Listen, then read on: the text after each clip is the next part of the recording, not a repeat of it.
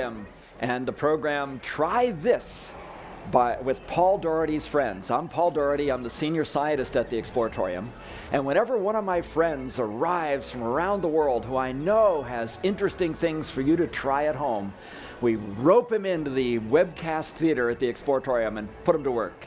And my guest today is Gorazd Planinsic. He's a professor of physics at the University of Ljubljana in Slovenia, and he's also the co-founder of a museum there, the House of Experiments, which is a great name. It's one of those museums in the world that is very much like the Exploratorium, except it's even more humorous. They really have some amazing write-ups in their exhibits. So welcome, Gorazd. Thank you, Paul. Welcome. So what do you have for us today? I'm seeing a balloon and some pasta and some straws. What could you possibly do with that? Yeah, I'll start with the challenge. Okay. So here we have a free balloon, not attached to anything, free to move. And here I have a raw spaghetti. And the challenge is to explode the balloon by poking it with the spaghetti. You think I can do it? Nah. Yeah? Okay, let me try. No, let's try again. Thank you, Paul.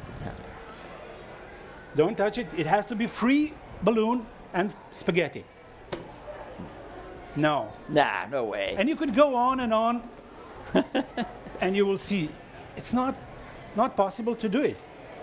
So why do you think I cannot poke this balloon with the spaghetti? Yes, why? It needs to be sharp. It is sharp. But what did you see? What happened to the balloon? What happened to spaghetti? Bounce off. So this is one possible explanation. We cannot poke a balloon because the balloon moves away. What else could it be? Yes? Exactly. It's too thin and it will break. So we can test these two explanations. Let's say, first we said the balloon bounced off. So what do you think? What I'll do? I think maybe if you did it vertically into the table, it wouldn't bounce off. That would be, but I'll start with a very simple way. I'll just hold the balloon. Oh, well, yeah, I thought you said you couldn't touch it, though. Oh, yeah, you're right. Yeah, you can touch. But now I'm testing this. Oh, okay. Explanation to test, an experiment. I cannot explode this balloon because it moves off. So I'll hold it. Okay. And I'll try, okay? Oh, once again. Still doesn't work. So the other explanation was that the spaghetti is breaking. Maybe I can replace spaghetti with something that doesn't break. Here I have, a wooden stick, which is very hard. But now I will leave balloon free. I'm testing only if the breaking of spaghetti was the crucial. I was not able to explode it once again. Still not able. What about combining both two explanations? Holding a balloon and poking it with a hard stick. You think I will be able? Nah. Oh! Yes. Okay, so what we learned? To explode a balloon, we have to make balloon stationary or not being able to move, and we have to use something hard. But I'll try to go back to our initial idea and ask, how can we move, how can we explode this balloon with the spaghetti only?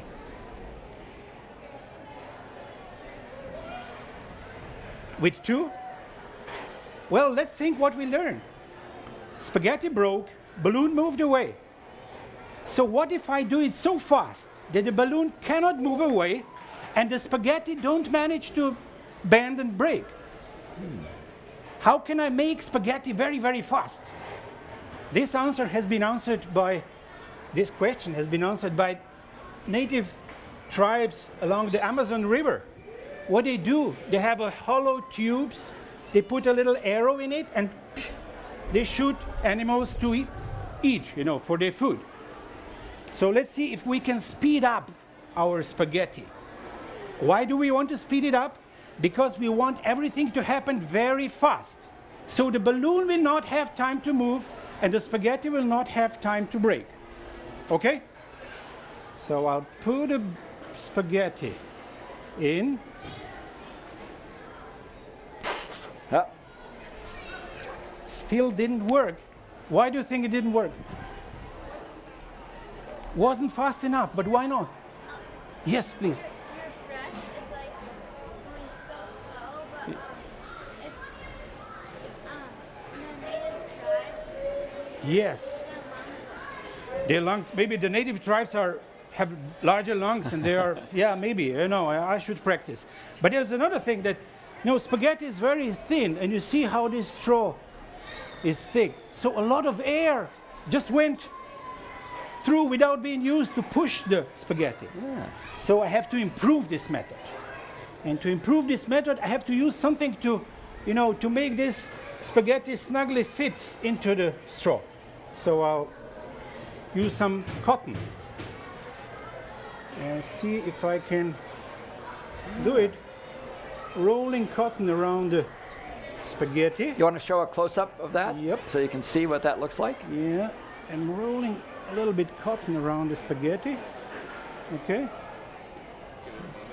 Yeah. Oops. There you go. Okay.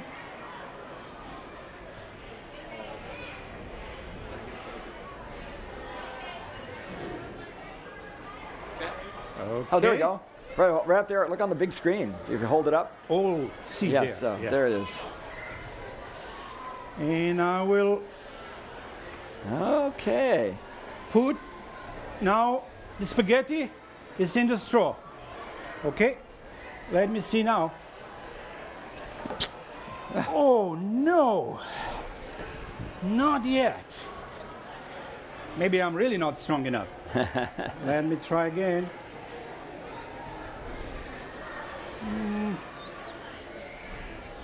Maybe I put a little bit too much cotton. Oh, that was supposed to work? How do you know?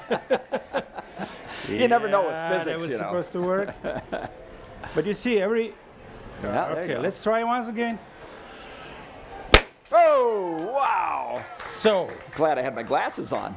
so you see, even a spaghetti can be a dangerous weapon, and if you try to repeat this experiment, you shouldn't aim into people or animals. You have to aim only into balloons. So this was my spaghetti and balloon show today. Well, you know, there's some great questions you can ask on that. I wonder how fast that spaghetti had to be traveling. And you know what you could do is with modern cell phones, you can actually do a video of the spaghetti traveling to the balloon. And in the video, you'll be able to see the speed of the spaghetti. Do you know what the speed is? Well, I don't know exactly. No, But we know how to find it. And Yep. that's really the key things about science. You want to be quantitative. You want to say, how fast did it have to go? Because that first time you did it with a little wadding on there, Yes. there was a little too much friction, so it came out slower and it didn't pierce the balloon. Yeah. But then the second time it did. So it'll be interesting to find the edge. How fast does it have to go to break that balloon? And I think we have a question or a comment in the Yes, audience. yes. You wanna- If you get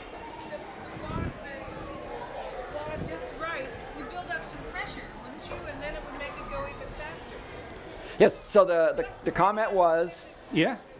if you build the wad up at first, less air goes around, so the pressure builds up and begins to accelerate it. But if you put in too much, it drags along. So I think there's a perfect There's match. another interesting idea. You Yeah. can explore how the length of the straw affects the outcome of your experiment. You will Yes. see that if the straw is too short, it wouldn't work. And this is one lesson, that if small force pushes on objects for a longer time, it can speed it up to a higher velocity. You know, I'm wondering, in Slovenia, what restaurant has straws that long? You know, in the United States, if you're a science teacher, you can go to different different food establishments, and find they all have different diameter straws. And so you'll find, and you can pick the diameter that works for your experiment. But I must admit, I have never seen a straw that long. Yeah, actually, this one was longer, but I had to cut it to fit into my Your backpack. Backpack, yes, Wow, just to that's bring pretty it good. here. And we had a question Yeah. over here. Yes. Yes. How short would it have to be to not work? Oh, I can just tell you my experience. Somewhere here I put my shorter. Oh, it should be in my package. So you see, with this one, it didn't work. With this one works. So it should be somewhere here. Somewhere here. Very good question. Yeah. More questions?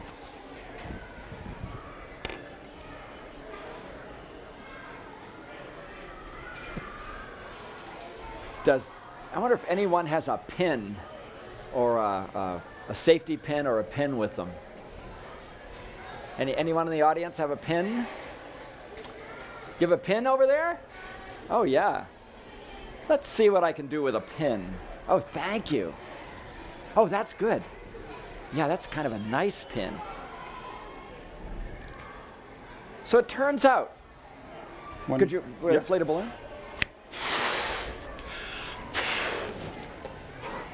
If you know where to place the pin into a balloon, you can pierce the balloon without having it explode.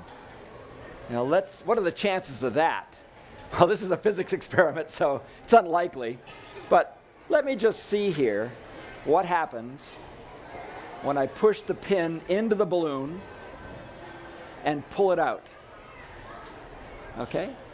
Now that balloon, right now, I can feel it on my face. Can you feel that on your face? Yes! So that balloon is slowly deflating. And here's the secret. When you look at a balloon, there's a place exactly opposite where you inflate it. And if you look at the opposite side, the balloon is a little bit darker there. If we can come over maybe and get a close-up on it. There's a little dark spot, and that's true on all balloons. And around the rest of the balloon, the rubber is under tension. And when you break it at one of the tension places, the whole balloon rips apart. However, if you get a tiny hole in the end where the extra thickness is, the tension is least there on the balloon. And so you can actually puncture the balloon there. And and then you can actually cover it with a piece of tape and keep the air in, and then subtly remove the tape. If you want to have a bunch of balloons in your house and one of them just slowly disappears as a magic trick at lunch. So that's an interesting way to, so if Gorazd had actually hit this balloon at exactly the wrong place, even with the air gun, it would not have I didn't notice. It would not have broken. So I was wondering if you were going to do that. And another trick, do we have a piece of tape? Do we have a piece of Scotch tape around? I think. But do you think if we poke a balloon while it's not extended and then inflate it? Yeah, right. Well, let's try it. So we're going to do another experiment. We're going to poke a balloon, thank you. Going to poke a balloon. In a different place now. Around the equator. And inflate it. If it does blow up, it's going to be right in his face. So he's going to keep his, And indeed, it does blow up. That weakness, that one weakness, so don't try that one, caused it to erupt. And blow me up another one. Yep. So these are experiments you can try at home. There's a tremendous amount that has been done. So I'm going to try to heal the balloon before I puncture it. So we know what would happen if I punctured the balloon on the side. You just saw what happens. It explodes. I'm going to give it a little healing tape right on there. And now I'm going to puncture it through the tape. What do you think's going to happen? Explode or not explode? Not explode seems to be the vote. Here we go. Delayed explode. It went in, and there was a time delay. Oh, yeah, and if you use a clear piece of tape and you puncture it, you can actually watch the crack propagate until it hits the edge of the tape. It moves slowly through the tape, and when it hits the edge, the balloon goes. So these are all some amazing experiments that you can do at home with simply a balloon, a pin, some spaghetti, a blowgun. And as Gorazd said, do not aim this at animals or living objects or people. Stick to balloons. So I'd like to thank and have you thank Gorazd Planinsic from Slovenia for giving you a try this. Oh, and thank you so much.